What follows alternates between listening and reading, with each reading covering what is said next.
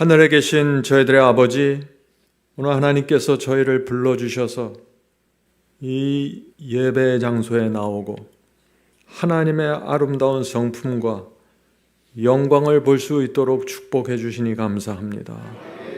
주여, 오늘 하루 종일 성령께서 역사해 주시고 오늘 나눠질 말씀과 찬양과 기도 속에 함께 하시고 저희의 영혼을 새롭게 깨워 주시옵소서. 예수 그리스도의 이름으로 간절히 기도드립니다. 아멘.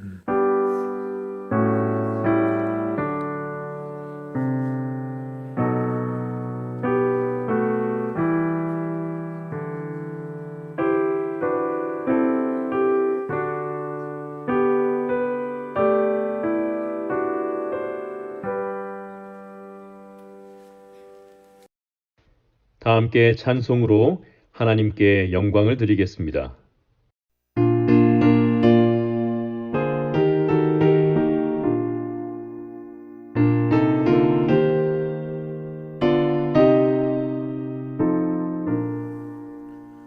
주 하나님 지으신 모든 세계 내 마음 속에 그리어볼 때 하늘의 별 울려 퍼지는 외성 주님의 권능 우주에 찾네. 주님의 높고 위대하심을 내 영혼이 찬양하네. 주님의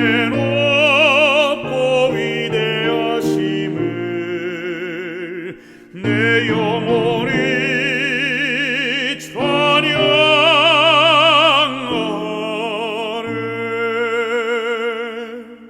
숲속이나 푸르른 깊은 산에 지저귀는 저 새소리들과 고요하게 흐르는 시냇물 주님의 솜씨 노래하도다. 주님의 높고 위대하심을 내 영혼이 찬양하네.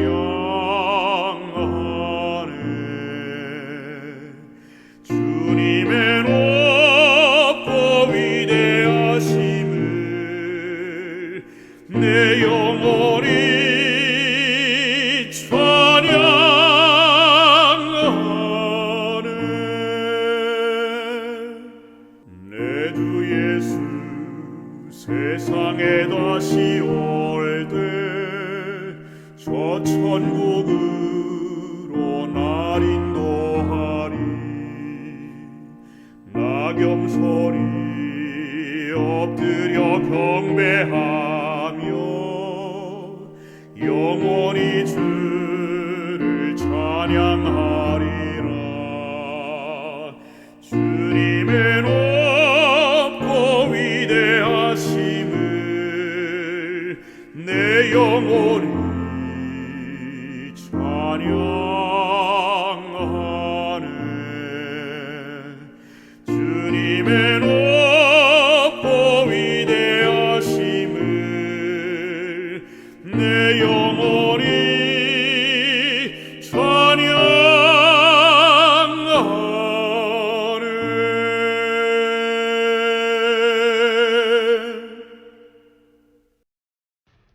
모두 무릎 꿇고 기도드리겠습니다. 하늘에 계신 사랑의 아버지 감사합니다. 아멘. 지치고 고난 성도들의 마음을 치유와 회복으로 이끌어 주신 하나님께 감사와 영광을 올립니다. 아멘.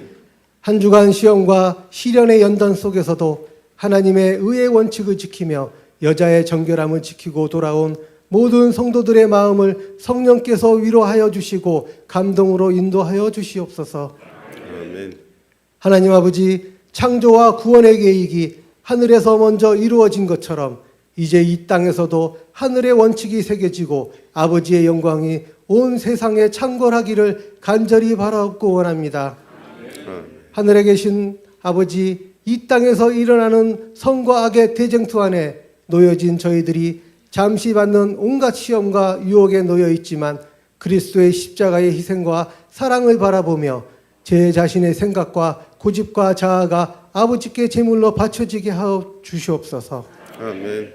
하나님 아버지, 이제 길었던 한겨울이 지나고 새로운 계절이 시작되는 시기가 돌아오고 있습니다.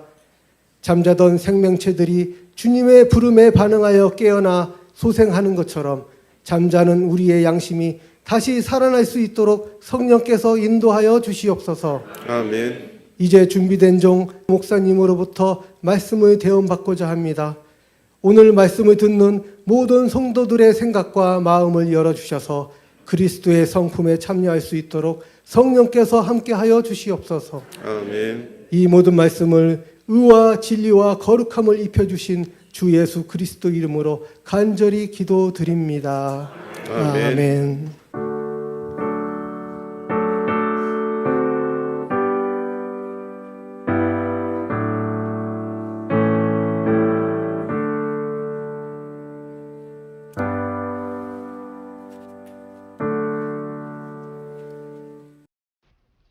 이제 준비된 특별 찬양을 듣겠습니다.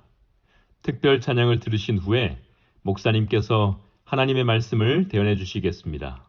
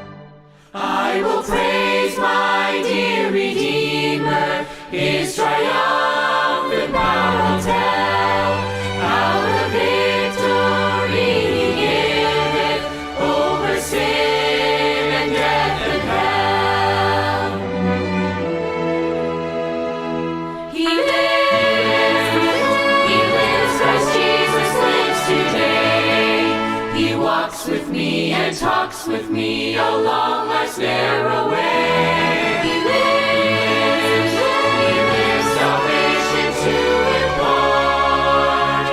You ask me how I know He lives. He lives within my heart. Sing, oh sing, my Redeemer, sing, oh sing, my Redeemer. With His blood He purchased me, He purchased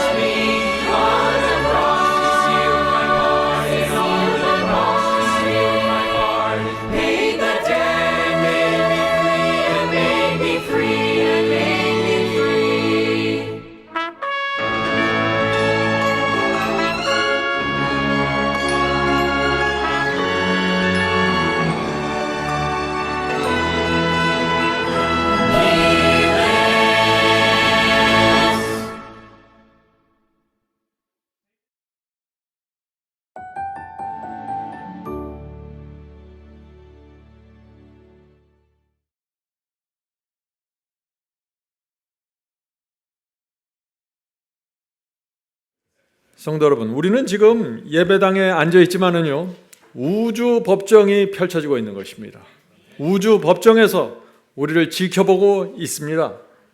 사탄이 욥에게 했던 것처럼 저와 여러분에게 우리의 삶과 우리의 신앙 속에 있는 그 문제와 죄와 고민과 오해를 만들어내려고 엿보고 있고 참소하고 있는 것입니다. 우주법정입니다. 성도 여러분, 이 우주법정의 진리를 모르면은요, 실체가 없는 신앙을 하게 됩니다. 욥기는 제 신앙의 아주 중요한 기둥입니다. 이 욥기를 모르면은 하늘에서 무슨 일이 펼쳐져 있고 하나님과 사탄의 전쟁이 지금 이 땅에서 어떤 모습으로 펼쳐지는지 전혀 감도 잡지 못하게 되는 것입니다. 사탄은 욥의 모든 소유와 자녀와 건강까지 빼앗아갔습니다. 왜 그렇게 했을까요? 사탄의 공격 목표가 무엇입니까? 욥이 하나님을 원망하고 저주하게 만들려고 한 것입니다. 욥은 모든 것을 잃어버린 잿더미 위에서 하나님을 원망하고 하나님을 향해 대적하는 마음을 만들어내려고 사탄이 시도한 것입니다. 그러나 잿더미에 앉아서 욥은 하나님을 붙잡고 있었습니다. 그것이 사탄의 입을 막아버린 욥의 믿음입니다. 욥기 1장과 2장에서 사탄은 패배했습니다. 그런데 사탄이 포기하지는 않습니다. 3장까지 또 그래서 넘어가는 것입니다. 3장부터 사탄의 공격이 펼쳐지는데 이번에는 사탄이 욥의 내면, 깊은 곳을 공격합니다. 내면의 양심과 욥의 심리를 공격합니다. 제2단계의 작전이 펼쳐지는 것입니다. 1장과 2장의 재난이 오고 몇 주가 지나갑니다. 욥의 영혼에 절망이라는 어두운 먹구름이 몰려옵니다. 사탄이 그것을 놓치지 않습니다. 독화살을 쏩니다. 어떤 화살을 쏠까요? 하나님이 너를 버리셨다. 이 의심의 화살을 쏘는 것입니다. 욥의 입에서 그래서 탄식과 절규가 나옵니다. 욥기 3장 1절부터 그 말씀이 나오죠. 욥기 3장 1절부터 3절입니다. 그 후에 욥이 입을 열어 자기의 생일을 저주하니라. 지금 2장의 마지막 장면하고 완전히 다른 모습이 나오죠. 오해하지 말아야 됩니다. 욥은 하나님을 저주한 것이 아니에요. 자신이 태어난 날을 저주했다고 했습니다.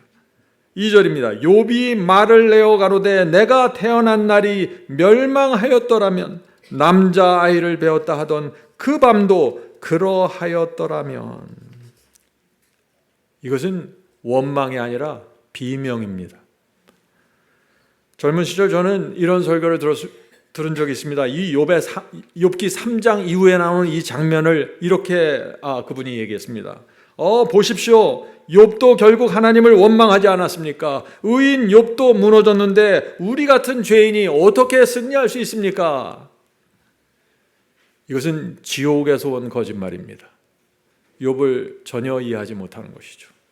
사탄은 우리가 욥의 이 고통의 신음을 신앙의 파선으로 하나님을 대적하는 것으로 오해하기를 원하는 것입니다. 성도 여러분, 욥은 하나님을 원망한 것이 아닙니다.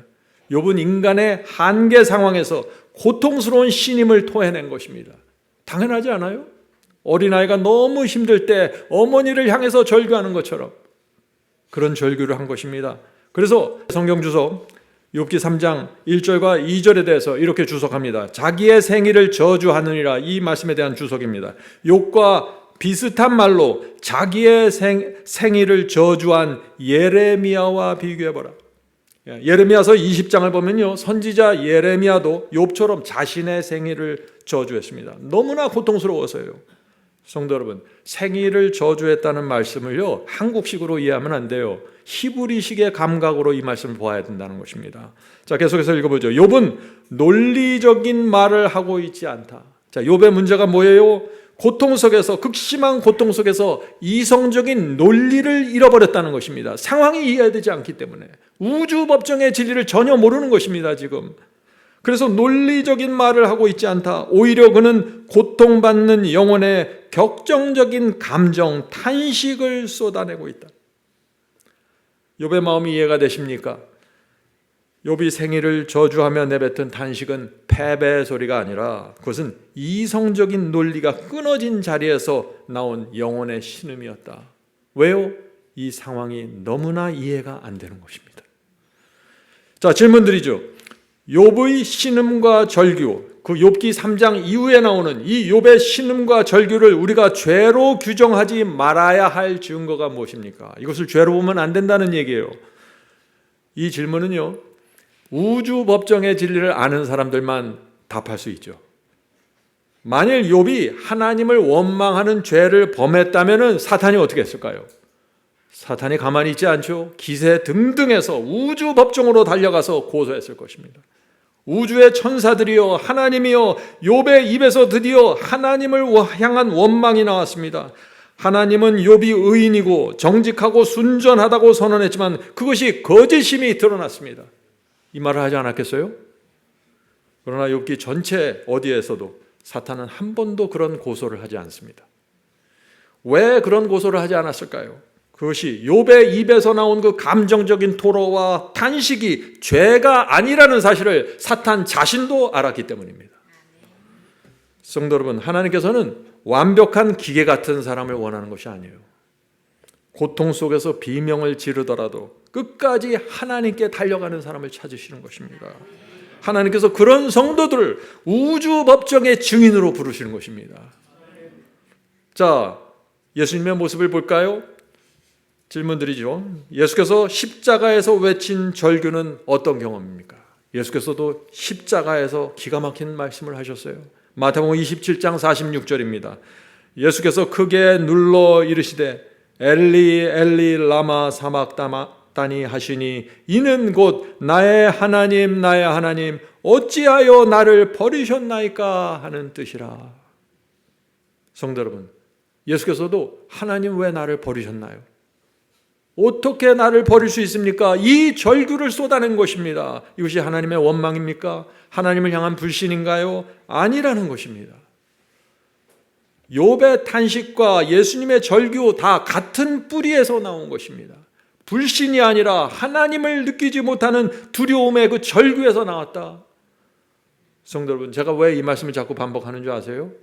욥기에 나오는 이 욥의 모습을 보면서 우리가 연약해서 죄를 지을 수밖에 없다 하는 변명을 만들어내지 말라는 것입니다. 그것은 성경의 진리가 아니라는 것이죠. 성도 여러분, 죄가 무엇입니까? 죄는 하나님을 떠나는 내 의지의 선택입니다. 아픔과 두려움을 호소하는 절규가 죄가 아니에요.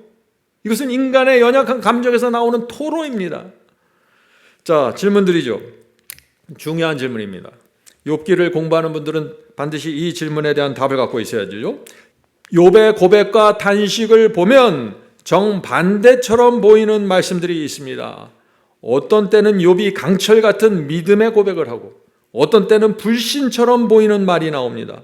이 둘 사이에 존재하는 충돌을 어떻게 우리가 이해해야 될까요? 욥기를 읽는 분들은 많은 경우에 이 질문을 하게 되는 것이죠. 욥기에 이런 장면들이 펼쳐지기 때문에 그리스도인들이 상당한 어려움을 겪는 건 또 사실입니다. 자, 욥기 16장에 그런 말씀이 있습니다. 욥기 16장 11절부터 13절입니다. 하나님이 나를 악인의 손에 던지셨구나. 하나님께서 던진 게 아니잖아요. 사탄이 한 것이 모든 일은. 그런데 이 상황을 이해하지 못하는 것입니다. 엄청난 재앙 속에서 욥이 실제적으로 느끼는 감정을 지금 토로하는 것입니다. 내가 평안하더니 그가 하나님께서 나를 꺾으시고 내 목을 잡아 부수시며 나를 그의 관역으로 삼으셨도다. 우주 법정의 진리를 모르면 이런 문제에 빠질 수 있다는 것이죠. 이것은 욥이 재난 속에서 느낀 실제적인 느낌을 지금 말하고 있는 것입니다. 자, 계속해서 보죠. 욥기 19장 9절 11절입니다. 나의 영광을 벗기시며 나의 면류관을 머리에서 빼앗아 가시고 나를 향하여 진노를 불태우시고 원수같이 나를 보시는구나. 사탄은 욥이 하나님을 원수처럼 느끼게 그렇게 하려고 재난을 퍼부은 것입니다. 그래서 욥이 두려움 속에서 떨면서 절규한 것입니다. 이것은 죄가 아니라는 것이죠. 그러나 이렇게 이 욥이 탄식하면서 절규하자 우주 법정에 있는 천사들이 숨을 죽이고 그 욥의 모습을 보는 것입니다. 과연 욥이 자신의 느낌과 감정을 따라갈 것인지 아니면 여기서 믿음으로 전진할 것인지 우주 법정의 천사들이 지켜보고 있다는 것입니다. 25절에서 욥은 느낌을 뿌리치고 하나님께 달려가는 장면이 나옵니다. 욥기 19장 25절 27절입니다. 내가 알기에는 나의 구속자가 살아계시니. 전혀 다른 장면이 나오죠. 믿음으로 나가는 것입니다. 후일에 그가 땅 위에 서실 것이라 내가 친히 그를 보리라. 너희가 심판이 있는 줄을 알게 되리라. 하나님께서 결국에 다 심판하실 것이다. 욥의 승리입니다. 성도 여러분, 우리가 욥기를 볼 때 욥기의 구조를 보아야 하는 것입니다. 사탄이 재난을 퍼붓습니다. 욥의 마음에 하나님께 대한 불신과 오해를 불어넣으려고 사탄이 애쓰는 것입니다. 그래서 욥의 눈에는 하나님께서 자기를 향해서 달려드는 것처럼 보이는 것입니다. 욥의 귀에는 하나님의 침묵이 거절처럼 하나님께서 나를 거절하는 것처럼 들리는 것입니다. 이것이 욥이 느끼는 실제적인 감각이었어요. 그래서 욥이 울부짖는 것입니다. 그러나 욥은 자신이 느끼는 느낌과 감각을 믿지 않고 나의 구속자가 살아 계시다고 고백합니다. 이것이 우주 법정에서 이루어지는 승리입니다. 자, 욥기 14장 14절 보겠습니다. 나는 나의 고난의 모든 날 동안을 참으며 변화되기를 기다리겠나이다. 성도 여러분, 고난이 몰려올 때 어떻게 해야 됩니까? 인내하면서 하나님을 바라보고 기다리는 것. 이것이 욥기의 신앙입니다. 성도 여러분, 왜 우리가 이 욥의 고난을 연구해야 할까요? 왜 우리가 이 욥기를 봐야 됩니까? 왜냐하면 욥의 시련은 우리가 마지막 환난에서 통과해야 될 중요한 경험이기 때문입니다. 우리는 마지막 환난을 통과하면서 욥기를 기억해야 되는 것입니다. 욥의 경험은 옛날에 나오는 이야기가 아닙니다. 이 욥의 경험은 우리가 마주하게 될 마지막 환난의 예고편입니다. 욥기를 보면 마지막 환난이 이런 식으로 이루어지겠구나, 사탄이 이런 식으로 우리를 코너에 몰겠구나 볼 수 있는 것입니다. 짐승의 표가 강요되고 매매하지 못합니다. 모든 인간적인 도움이 떨어져 나가고 살 길이 막막해집니다. 온 세상으로부터 버림받게 될 것입니다. 그때 우리는 무엇을 기억합니까? 욥과 우주 법정을 기억하는 것입니다. 마지막 환난에서 우리를 버티게 할 힘은 우리가 느끼는 감각과 감정이 아니에요. 하나님의 말씀과 약속입니다. 예언의 빛입니다. 그것을 붙잡고 내가 전혀 아무것도 느끼지 못할지라도 어둠 속을 믿음으로 걸어가는 것입니다.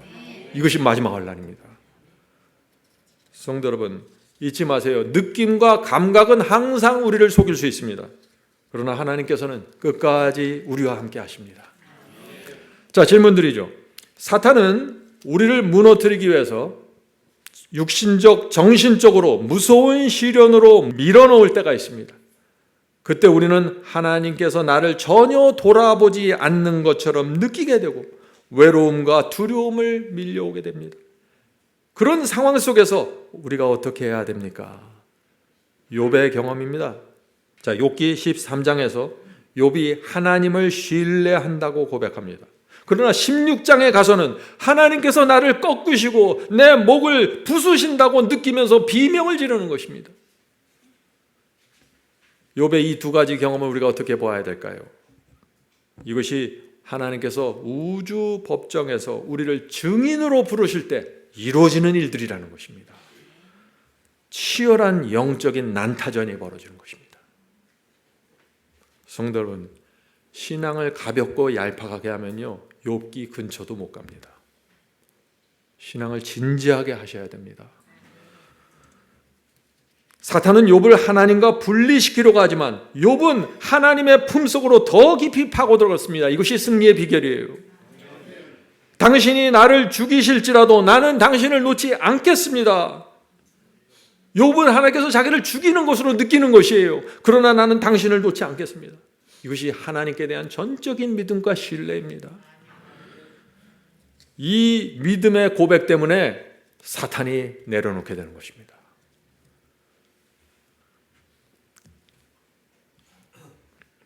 욥기의 핵심은 이것입니다. 하나님, 당신이 나를 죽이실지라도 나는 당신을 놓치지 않겠습니다. 이 믿음이 우주 법정에서 사탄의 머리를 짓밟은 결정타가 된 것입니다. 성도 여러분, 하나님께서 우리의 고통을 전혀 돌보지 않는다고 느끼십니까? 기도해도 막히고 하나님께서 냉정하신 것처럼 느끼십니까? 그때가 바로 우주 앞에 하나님의 살아계심을 우리가 증언해야 될 그 타이밍입니다. 우주 법정의 진리를 알아야 내가 지금 어떤 고백을 하고 어떤 믿음으로 가야 되는지 확정이 되는 것입니다. 하나님께 대한 전적인 믿음과 신뢰가 온 하늘에 찬양의 음성을 가져오는 것입니다.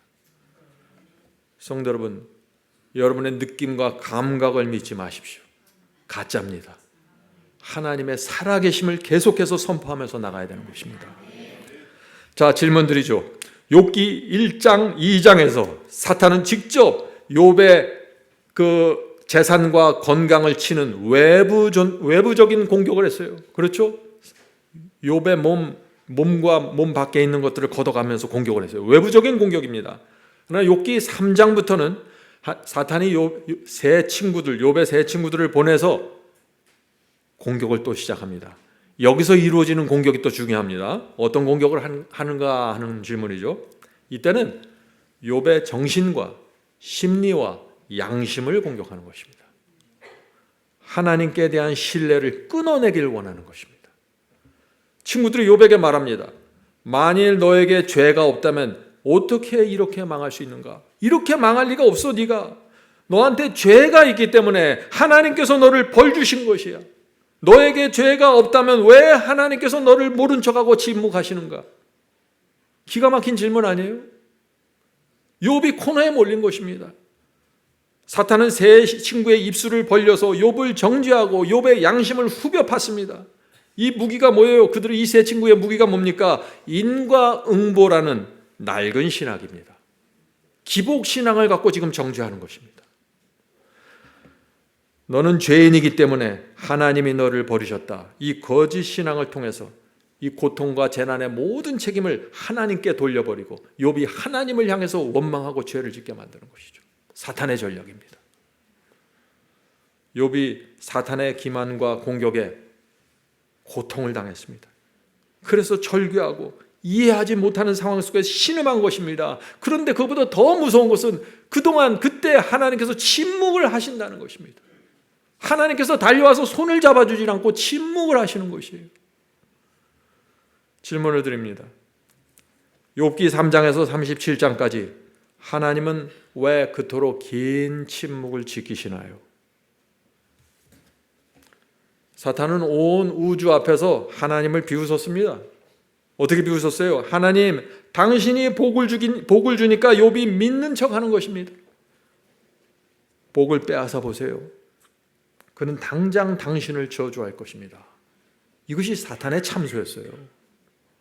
이 참소 때문에 욥이 고난을 받을 수밖에 없는 것입니다. 욥의 고난을 통해서 사탄이 거짓말을 하고 있다는 것을 우주적으로 보여주어야 하는 것입니다. 왜냐하면 사탄이 우주를 향해서 지금 고소를 한 것이에요. 하나님의 명예가 걸린 실험대가 펼쳐지는 것입니다. 성도 여러분, 여러분이 고난을 당하십니까? 이해되지 않나요? 우주 법정이 열린 것입니다. 하나님께서 여러분을 부르십니다. 나의 증인이 되어달라고 말이죠. 고난이 올 때 우주 법정이 열리고 하나님의 명예가 걸린 실험이 펼쳐진다는 것을 기억하셔야 돼요. 이래야 마지막 환난에서 승리하는 신앙으로 들어가는 것입니다. 우리가 이 우주 법정의 진리를 알면 우리가 어떻게 기도해야 되고 어떻게 하나님을 바라보아야 하는지 알게 되는 것입니다. 욥이 처절하게 고난받았던 이유가 무엇입니까? 그가 어떤 보상이나 어떤 까닭 없이 하나님을 사랑하고 신뢰한다는 것을 온 우주 앞에 증명해야 했기 때문에 욥에게 고난이 주어지는 것입니다. 그 우주 법정의 증명이 끝날 때까지 하나님은 침묵해야 되는 것입니다. 고난을 주는데 하나님께서 와서 잡아주고 달래주고 보호해주면 그게 무슨 증명이 되겠어요?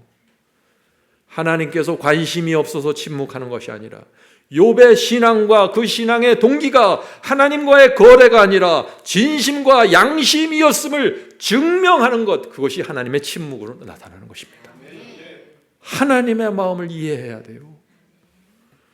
성도 여러분, 여러분의 삶에 하나님의 침묵이 길어집니까? 버림받은 것 같은, 하나님께서 나를 돌보지 않는 것 같은 그 두려움이 여러분을 짓누르시나요? 그때 기억해야 됩니다. 우주법정에서 하나님의 명예를 증명하기 위해서 한 증인을 부르신다는 것을 말이죠. 그래서 저와 여러분이 부르심을 받을 수 있는 것입니다. 욥처럼 말이죠. 성도들은 하나님과 사탄의 전쟁 한 복판에 선 성도들은 누구든지 특별한 경험을 하게 됩니다. 정금으로 나오기 위해서 혹독한 연단의 과정을 통과합니다. 이것이 욥기의 기별이에요. 누가 기복신앙을 말하고 누가 믿기만 하면 구원받는다고 말해요. 연단 받는 동안, 하나님의 성도가 연단 받는 동안 하나님께서는 침묵하시고 천사들은 지켜보시는 것입니다. 욥은 그 연단의 과정을 통해서 영적인 거인으로 성장하게 되는 것입니다. 하나님께서 우리를 어떻게 인도하시는지 잘 보아야 돼요. 욥기 23장 10절, 욥의 놀라운 간증입니다. 나의 가는 길을 오직 그가 아시나니. 나는 모릅니다. 나는 이런 재난과 병과 이런 재앙 같은 일들을 나는 모릅니다. 그러나 그분이 아십니다. 나를 단련하신 후에는 내가 정금같이 나오리라. 이 고백은 언제 나와요? 하나님의 긴 침묵 후에 나오는 것입니다.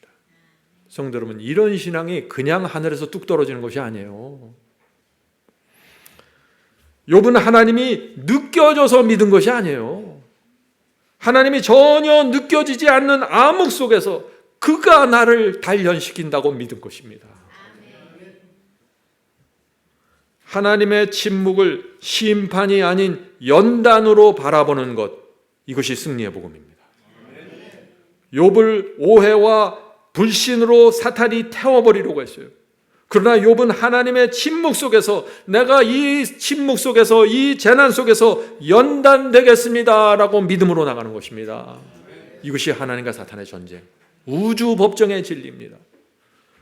자, 욥기 27장 5절 6절 보겠습니다. 나는 단연코 너희를 옳다 하지 아니하였고, 너희가 뭐예요?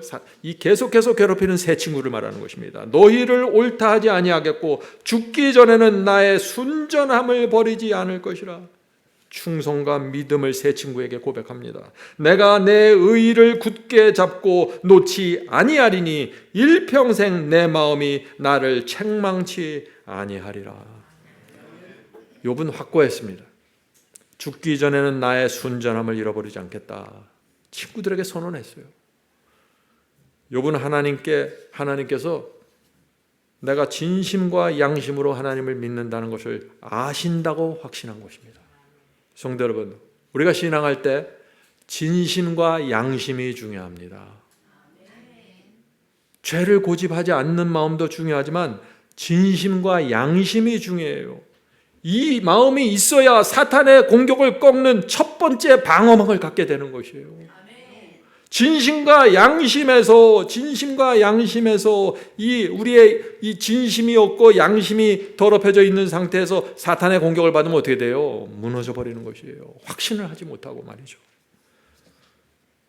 욥기 13장 15절 킹제임스입니다.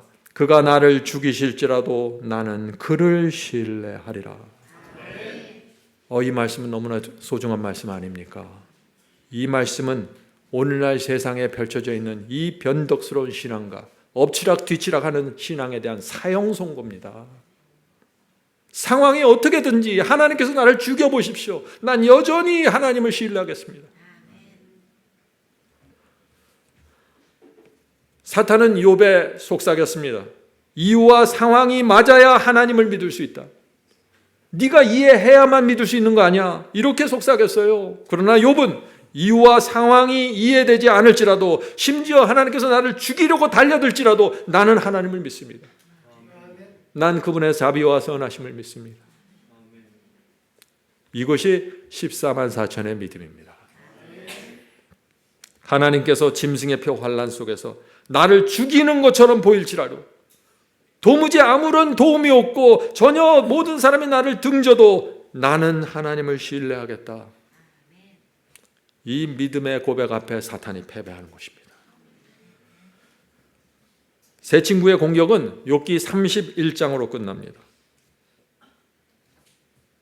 그래서 31장까지 이 세 친구의 공격을 받으면서 비명과 절규를 부르짖는 장면을 나오고 친구들이 계속해서 공격하는 장면이 나오는 것입니다. 그리고 이어서 나오는 장면이 또 놀랍습니다. 여기서는 욥의 자아를 수술하는 성령의 칼날이 나옵니다. 그 다음 장면입니다.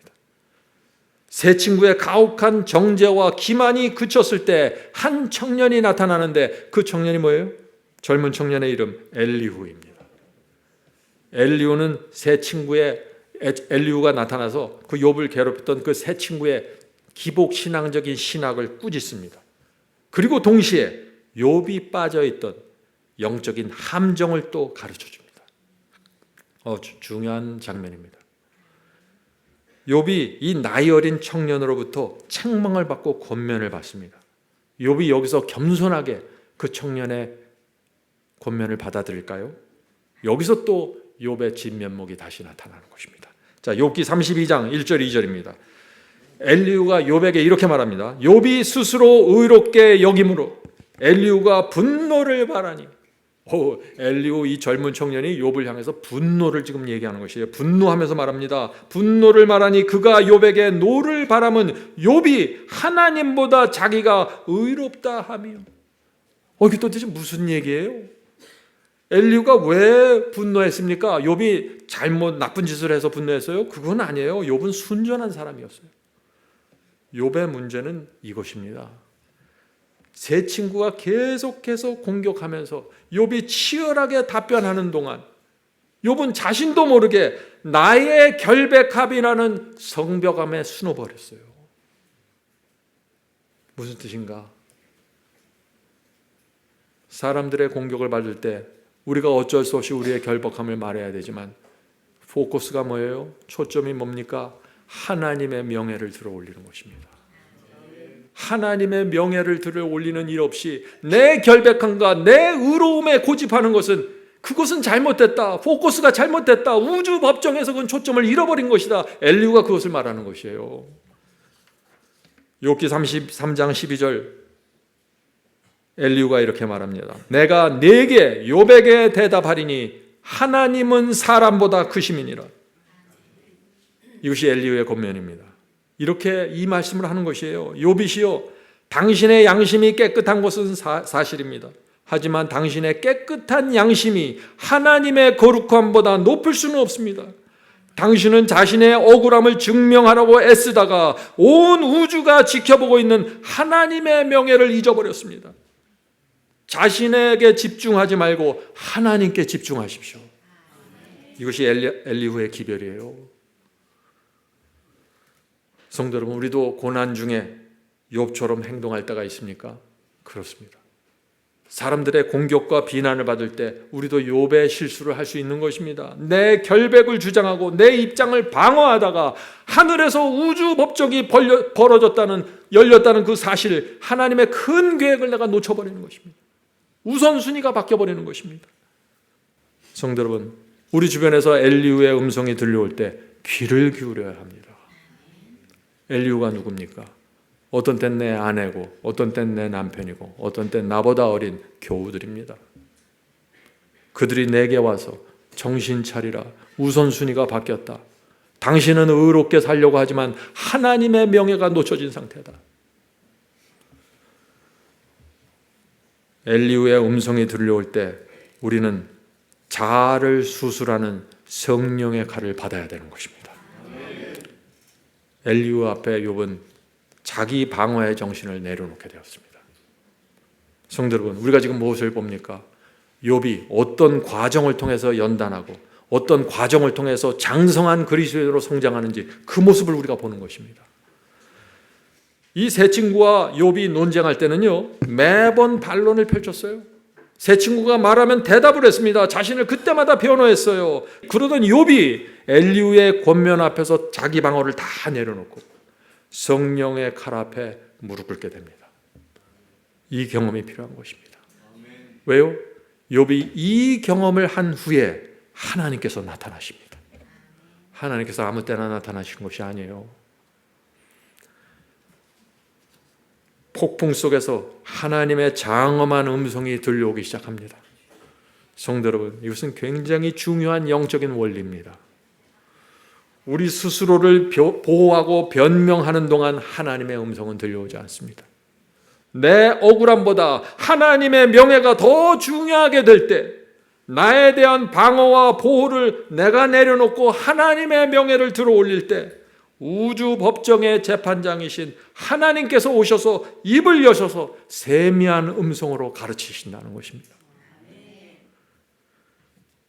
자, 이제 질문 드립니다. 하나님께서는 욥기 1장부터 37장까지 욥에게 나타나지 않으셨고 우주 법정에서 생긴 일을 전혀 설명해 주지 않으셨습니다.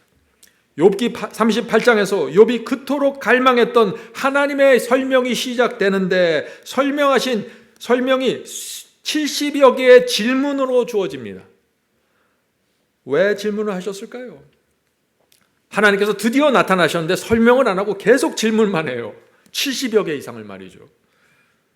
하나님께서는 왜 의인 욥이 고통받아야 하는가에 설명을 안 했다는 거예요.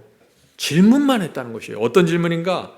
기가 막힌 질문을 하는 것입니다. 38장부터 41장까지 욥에게 수많은 질문이 퍼부어지는데 그 질문이 뭐예요? 우주의 피조물들에게 던지는 하나님의 창조주의 선언이에요. 너는 아무것도 몰라. 내가 창조주야.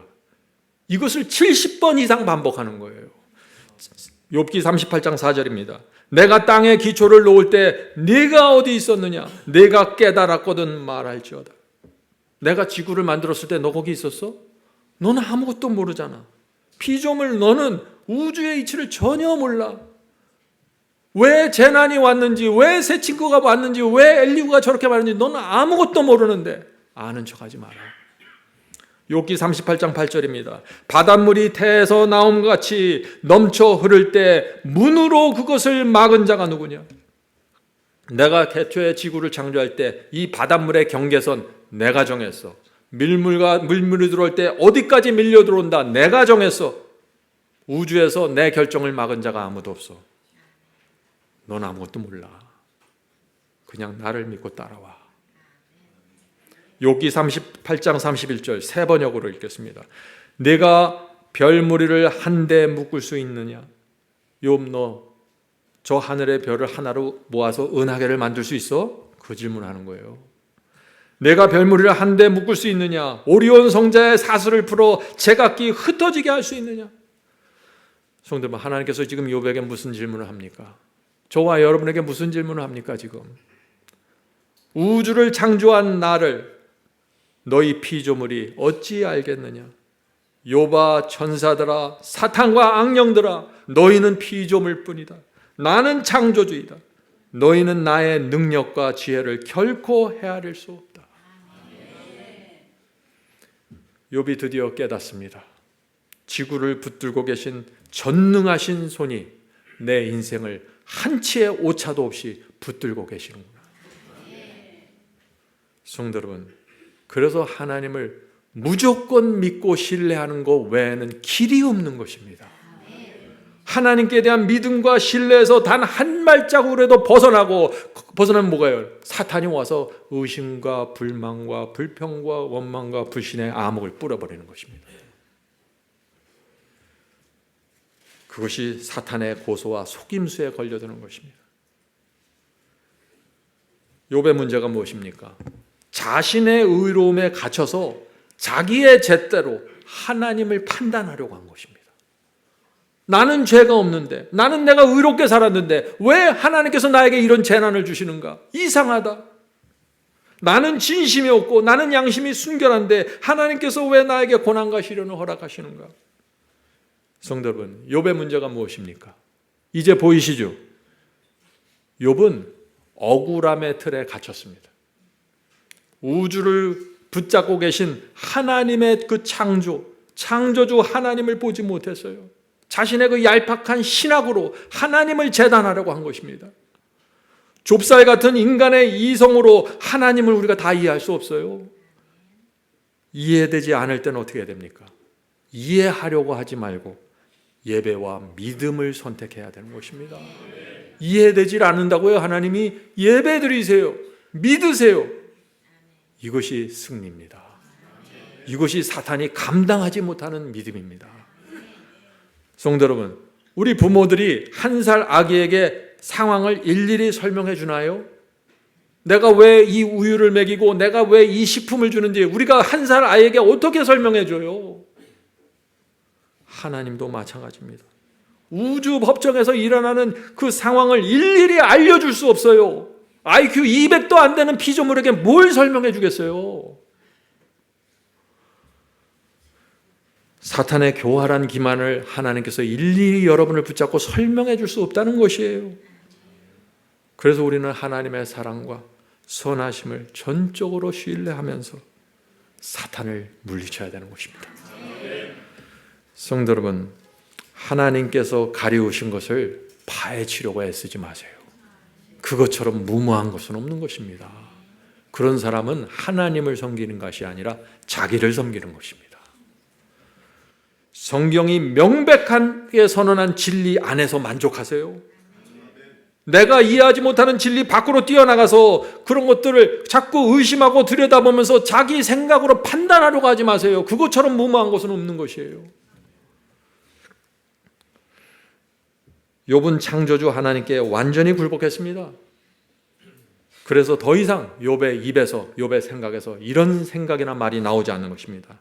하나님, 저는 이해되지 않습니다. 저는 무지하고 내 양심은 깨끗한데 어떻게 나에게 이런 일이 생깁니까? 내가 무슨 죄가 있다고? 이런 얘기는 더 이상 안 나와요. 성도 여러분, 신앙이 정확하게 들어가면은요, 입이 정결해져요. 쓸데없는 질문 의심 안 하게 돼요. 모르니까 하는 거예요. 모르니까. 자기는 똑똑해서 질문한다고 해. 근데 제가 보면 몰라서 하는 거예요. 그렇게. 모르니까 불신하고 모르니까 의심하는 거예요. 하나님을 정말 알면은요, 자기 방어, 하소연, 탄식, 절규 딱 사라집니다. 창조주 하나님을 본 욥의 첫 마디가 무엇인지 아세요? 이것이에요. 40장 4절입니다. 나는 미천하오니 무엇이라 주께 대답하리까 손으로 내 입을 가릴 뿐이로소이다. 이 말씀이, 이 간증이 나와야 그 사람이 하나님을 아는 거예요. 욥은 마침내 손으로 입을 가렸어요. 여기까지 올 때 욥은 수없이 말했어요. 세 친구들에게 말하고 세 친구에 말하고 엘리후에게는 한마디도 안 했습니다. 손으로 입을 가리는 신앙, 이것이 최고의 신앙입니다. 신앙은 내 논리와 내 신학을 세우는 게 아니에요. 그것은 하나님의 선하심을 보면서, 선하심을 믿으면서 내 입을 막는 것이에요. 그것을 굴복이라고 하는 것입니다. 굴복이 무엇인지를 알아야 돼요. 욥이 이런 굴복에 이르자 드디어 하나님께서 욥에게 뭘 보여주실까요? 이 모든 어둠의 세력인 사탄을 보여주십니다. 하나님의 선물입니다. 욥이 여기까지 온 순서를 잘 보세요. 사탄은 재난을 통해서 욥이 하나님을 원망하게 하려고 만들었지만 실패했습니다. 또 세 친구를 보내서 인과응보의 신앙, 기복신앙을 전하면서 하나님께 대한 불신과 오해를 불어넣으려고 했어요. 그러나 실패했습니다. 그리고 그때 엘리후가 나타나서 욥이 자기 방어에 매달리는 태도를 책망하자 욥이 겸손하게 그 자기보다 나이가 한참 어린 청년 앞에서 그것을 받고 인정합니다. 그때 하나님께서 나타나셔서 폭풍 속에서 나타나셔서 창조주의 권위를 보여주시고 욥의 굴복을 끌어냅니다. 그때 욥이 나는 미천하오니 손으로 입을 가리겠나이다 고백합니다.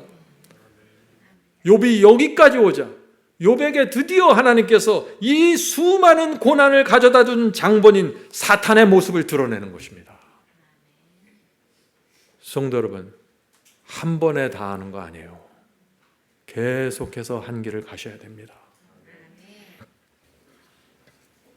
이 욥기를 보면은 하나님께서 한 인간을 연단시키면서 장성함으로 인도하시는 하나님의 방법이 나타나는 것입니다. 욥기 41장에 가면 하나님께서 사탄의 정체를 리워야단이라는 괴물로 보여주십니다. 자, 욥기 41장 보겠습니다. 41장 1절 2절입니다.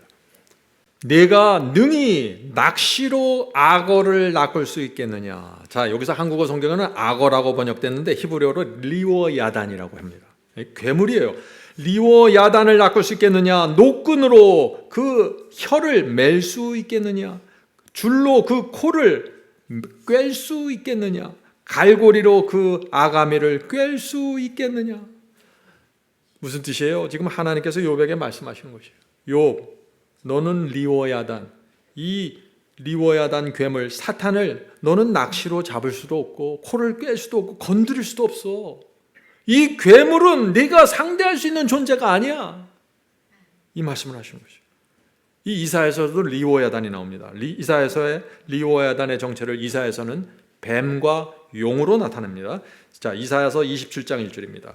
그날에 여호와께서 그 견고하고 크고 강한 칼로 날랜 뱀 리워야단, 곧 꼬불꼬불한 뱀 리워야단을 벌하시며 바다에 있는 용을 죽이시리라. 여기서 분명하게 보여주시죠. 리워야단 이퀄 뱀이고 이것은 용을 말하는 것입니다. 사탄을 뜻하는 것입니다. 분명합니까? 예. 자, 그러면 이제 다음 질문으로 갑니다. 하나님께서 왜 욥기 마지막에 리워야단 괴물을 욥에게 보여주셨을까요? 하나님께서 리워야단, 이 사탄을 보여주신 이유는 욥아, 결코 내 힘으로는 사탄을 이길 수 없다. 이 사실을 보여주시는 거예요. 네가 할 수 있는 유일한 것은 우주를 만든 나를 믿고 창조주의 그늘 아래 거하는 거야. 그것이 유일한 방법이야. 그래서 마지막에 이 괴물 같은 리워야단을 보여주는 것입니다. 성도 여러분, 우리 인간은 리워야단을 낚시로 잡을 수 없어요. 우리 인간은 용을 이길 수 없습니다. 그러나 하나님께서 말씀하십니다. 욥아, 너는 괴물을 상대할 수 없다. 그러나 나 여호와는 만물을 지배하는 창조주다. 사탄이 아무리 용처럼 너를 삼키려고 해도 리워야단은 내 허락이 없이는 너를 한치도 건드릴 수 없는 피조물에 불과하다. 이것이 승리의 복음입니다. 패배의 복음은 뭡니까? 패배의 복음은 리워야단의 존재를 괴물처럼 하고 우리는 리워야단을 이길 수 없습니다. 맞아요? 맞아요. 우리는 연약해서 우리의 본성은 약해서 우리는 아무것도 못합니다. 맞아요? 그것도 맞아요. 그러나 결론이 없잖아요. 승리의 복음이 빠졌잖아요. 하나님은 창조주시고 그분 밑에서 모두 컨트롤이 된다. 내 그늘로 들어오면 너는 보호받을 수 있어.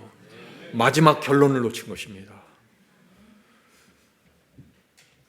성도 여러분, 우리의 전쟁은 우리가 사탄을 직접 대적하는 전쟁이 아니에요.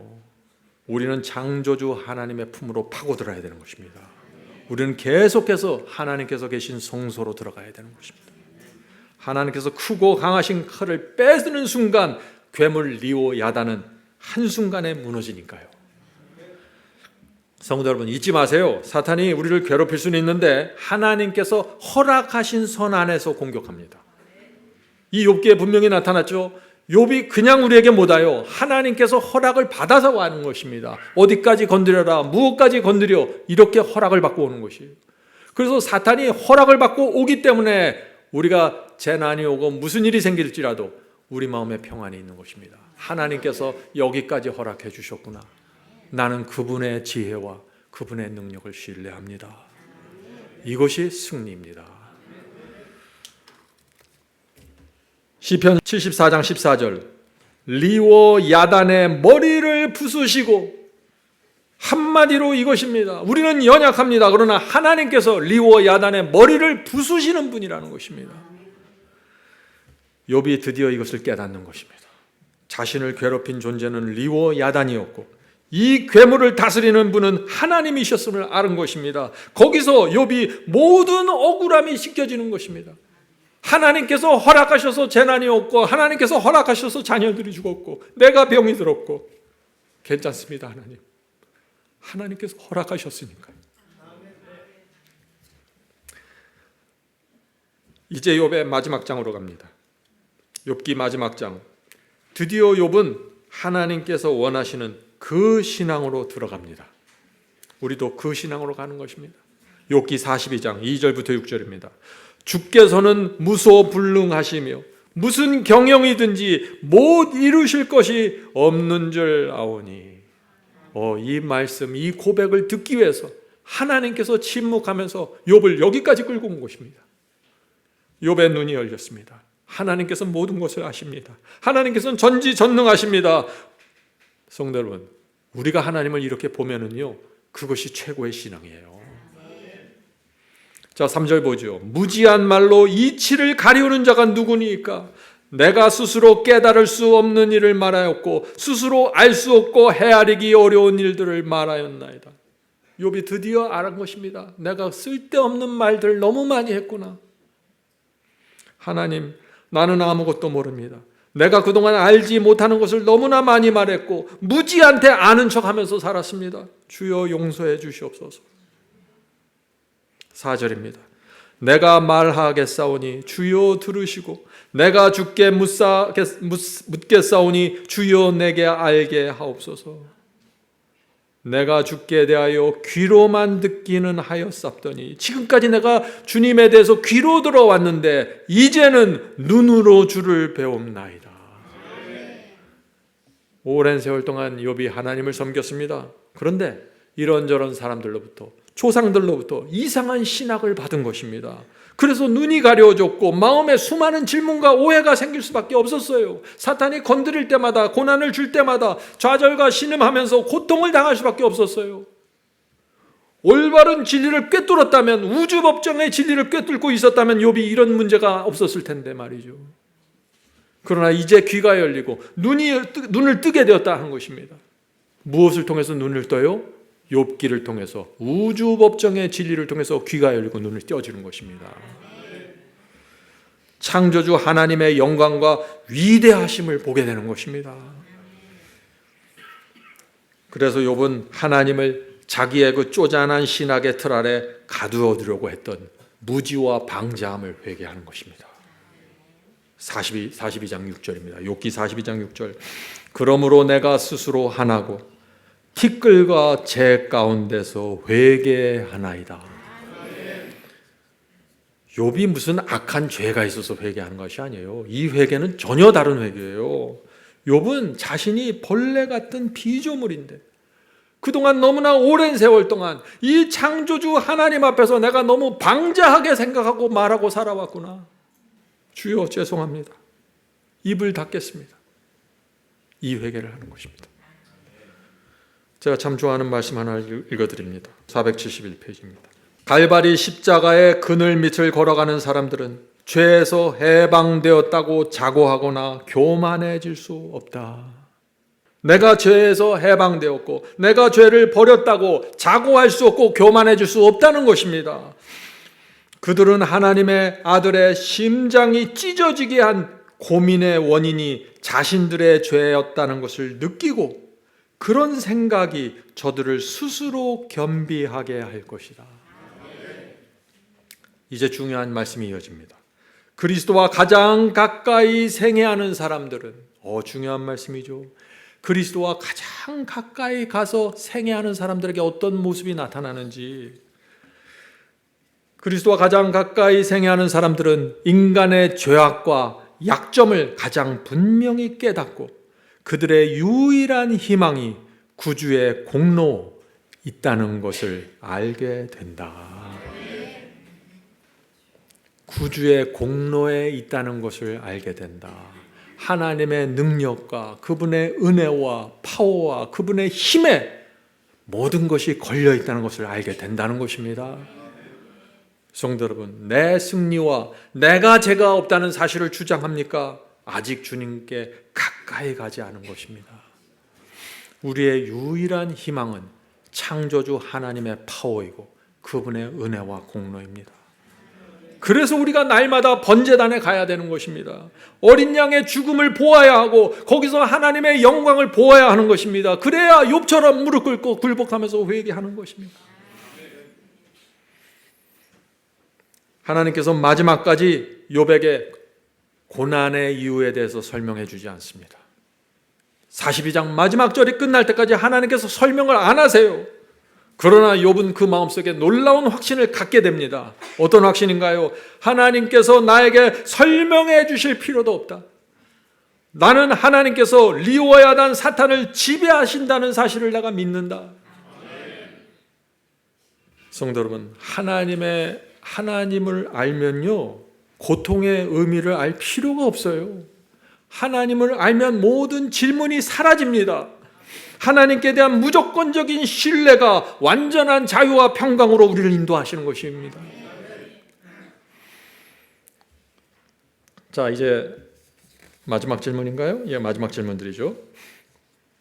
하나님께서 욥의 재물과 가족과 모든 복을 이전보다 몇 배로 갚아주셨습니다. 예, 욥기 42장에 완전히 회복시키는 장면이 나옵니다. 이것은 하나님께서 재물과 건강을 잃어버린 모든 성도들은 반드시 몇 배로 결국 보상받고 장수하게 된다는 의미입니까? 하는 질문이죠.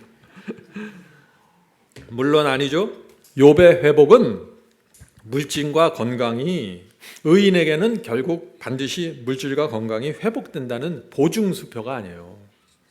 욥의 회복은 사탄이 패배했다는 사실을 온 우주에 전시해 주는 것입니다. 온 우주의 천사들이요, 악령들아, 지구인들아, 욥이 그렇게 이렇게 됐지만, 다 무너진 거 보았지만 하나님 창조주가 그늘 아래 들어오면서 회복이 되지 않니? 욥의 이후의 모든 믿음의 후손들은 욥을 봐라, 이 말씀을 하는 거예요. 성도 여러분, 잊지 마세요. 우리가 받을 보상은요, 이 땅에서의 번영이 아니에요. 우리는 주께서 오실 때 하나님을 눈으로 볼 것이고, 그때 영원한 생명을 받는 것입니다. 그것이 진짜 보상이에요. 자, 욥기 42장 10절부터 17절, 하나님께서 욥을 이렇게 회복시킵니다. 여호와께서 욥의 곤경을 돌이키시고 욥에게 그전 소유보다 갑절이나 주신지라. 그가 양 1만 4천과 약대 6천과 소 1천결이와 암나귀 1천을 두었고 또 아들 7과 딸 3을 낳았으며 그 후에 욥이 140년을 살며 나이 늙고 기한이 차서 죽었더라. 참 기가 막히죠. 하나님께서 회복시킬 때는 확실하게 회복시켜요. 근데 욥이 받는 이 갑절의 복들을 보면서 또 이런 오해를 하면 안 되는 것이에요. 아, 그렇구나. 나도 이 고난만 참으면 돈과 건강을 2배로 보상받겠구나. 바로 그런 생각이 욥의 세 친구들이 가졌던 낡은 신학이라는 것이에요. 엘리후가 바로 그것을 책망한 것입니다. 하나님께서 그 신학을 책망하시는 것입니다. 그 세 친구들의 신학이 오늘날 현대 기독교에까지 깊숙이 들어와서 기복신앙이라는 모양으로 나타난 것이에요. 성도 여러분, 우리가 받을 보상은요, 낙이나 양의 숫자가 아니에요. 욥기는 물질의 번영을 알려주기 위한 기별이 아닙니다. 가장 큰 복은 하나님께 대한 확신임을 보여주는 기별입니다. 그 확신을 가진 자는 이미 하늘을 가졌다고 보여주는 것입니다. 성도 여러분, 어떤 사람은 욥처럼 물론 번영과 회복을 경험할 수 있습니다. 제가 다 부정하는 것은 아니에요. 그러나 어떤 사람은 여전히 병상에 누워있게 되고 혹은 빈곤 속에서 인생을 마감할 수도 있는 것입니다. 누군가는 아브라함처럼 복을 받지만은 누군가는 침례 요한처럼 감옥에서 외롭게 죽어가는 것입니다. 그래서 우리는 인간의 흥망성쇠를 다 하나님께 맡기고 그분의 결론에 맡겨버리는 것이에요. 그리고 우리는 하늘 도성을 향해 나그네처럼 걸어가는 것입니다. 그것이 우주법정의 진리예요. 욥기 42장 5절, 이 말씀이 우리의 결론입니다. 이제는 눈으로 주를 배움나이다. 우리는 결국 우리를 위해 피를 흘리시고 심장이 터지신 주님을 눈으로 뵈게 될 것입니다. 주께서 오시는 그날 우리의 눈물은 보석이 되고 우리의 고난은 훈장으로 달려지게 되는 것입니다. 이 땅에서의 회복이 그래서 더딜지라도 실망할 필요가 없는 것입니다. 우리가 받을 보상은 주님과 함께 하늘에서 1000년 동안 왕노릇하는 것입니다. 주께서 우리를 그날까지 지켜주시길 제가 간절히 소망합니다.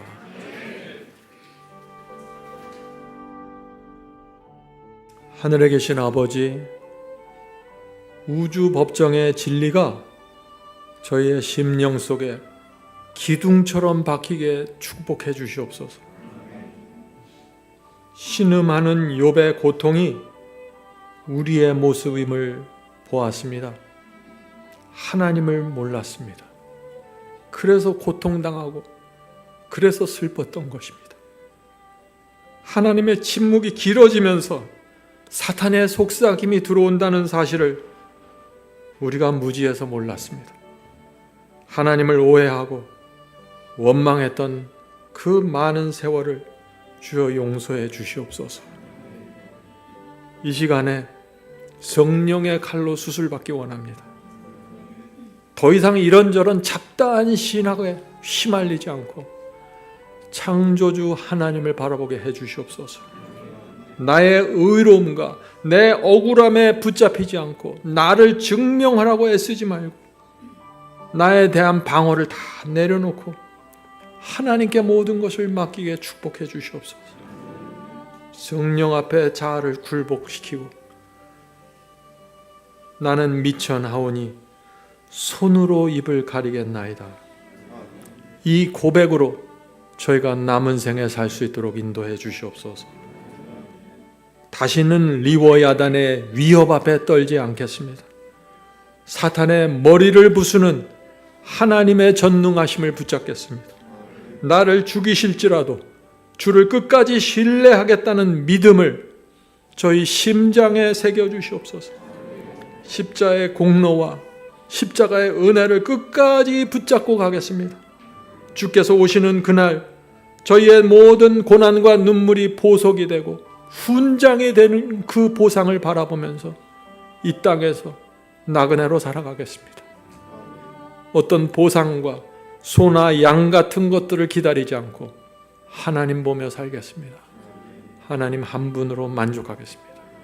더 이상 하나님을 향한 어떤 불신과 의문도 갖지 않고 무조건 믿고 살겠습니다. 주여, 이곳에 모인 주의 백성, 주께서 축복하시고 그 남은 인생을 불쌍히 보시고 세워주시옵소서. 그 마음에 하나님께 대한 확신을 주시고 어떤 고난과 어려움 속에서도 자족하면서 만족하면서 살 수 있도록 축복해 주시옵소서. 이 모든 말씀 예수 그리스도의 이름으로 간절히 기도드립니다. 아멘.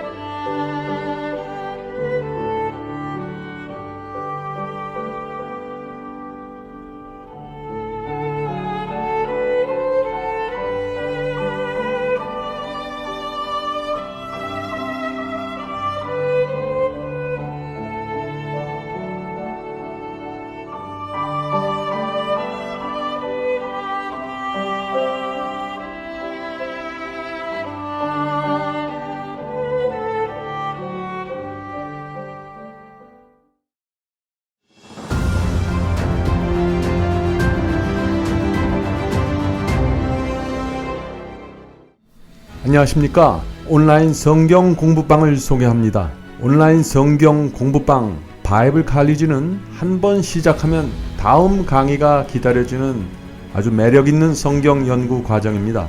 바이블 칼리지는 이런 성도들을 위해서 준비되었습니다. 나는 성경을 여러 번 읽었지만 그 의미를 이해할 수 없습니다. 교회를 오래 다녔지만 성경을 너무나 모릅니다. 바쁜 틈을 내서 성경 공부 모임을 찾지만 별 도움이 안 되고 지루합니다. 성경을 체계적으로 공부하고 싶은데 그런 곳을 찾지 못했습니다. 신앙을 오래 했는데 거듭남과 성화 그리고 참된 구원의 경험이 무엇인지 아직 잘 모르겠습니다. 요한계시록 예언을 공부하고 싶은데 알기 쉽게 가르치는 곳을 찾지 못했습니다. 이런 분들은 바이블 칼리지로 오시길 바랍니다. 바이블 칼리지는 전 과목이 온라인으로 진행됩니다. 핸드폰으로 공부하기 원하는 분들은 스마트폰에서 마지막 사명 앱을 검색하여 앱을 다운받으시면 공부하실 수 있습니다.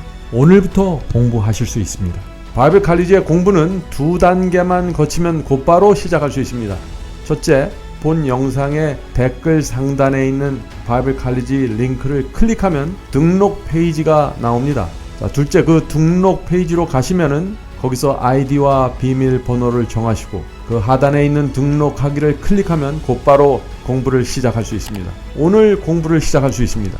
성도 여러분, 이번 기회에 바이블 칼리지에 오셔서 성경을 이해하고 성경을 공부하는 그리스도인이 되시기를 간절히 바랍니다. 성령께서 여러분을 하나님의 말씀으로 인도해 주시길 제가 간절히 기도드립니다.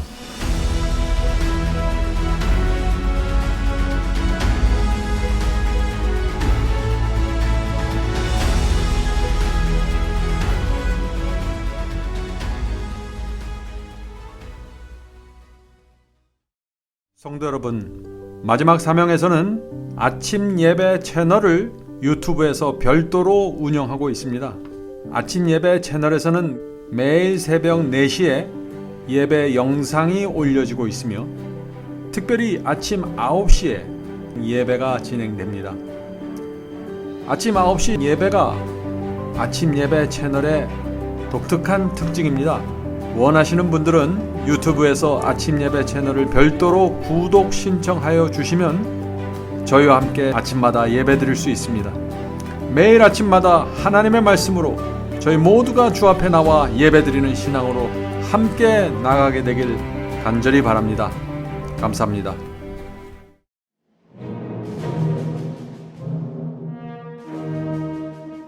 이것으로 오늘 예배를 마치겠습니다. 설교 말씀에 대한 감동이나 소감을 웹사이트 하단 게시판에 남겨주시면 감사하겠습니다. 사시는 지역 또는 나라와 함께 간증을 남겨주시면 우리 모두에게 큰 위로와 격려가 될 것입니다. 마지막 사명 사역을 위해 헌금하시기 원하시는 분들은 웹사이트 상단 헌금함에 드려주시기 바랍니다. 성도 여러분의 헌금은 복음을 전파하는 일에 소중히 사용됩니다. 그럼 다음 주 이 시간에 다시 뵙겠습니다. 마지막 사명 인터넷 교회 교우 여러분, 하나님의 은혜와 평강이 함께 하시길 간절히 바랍니다.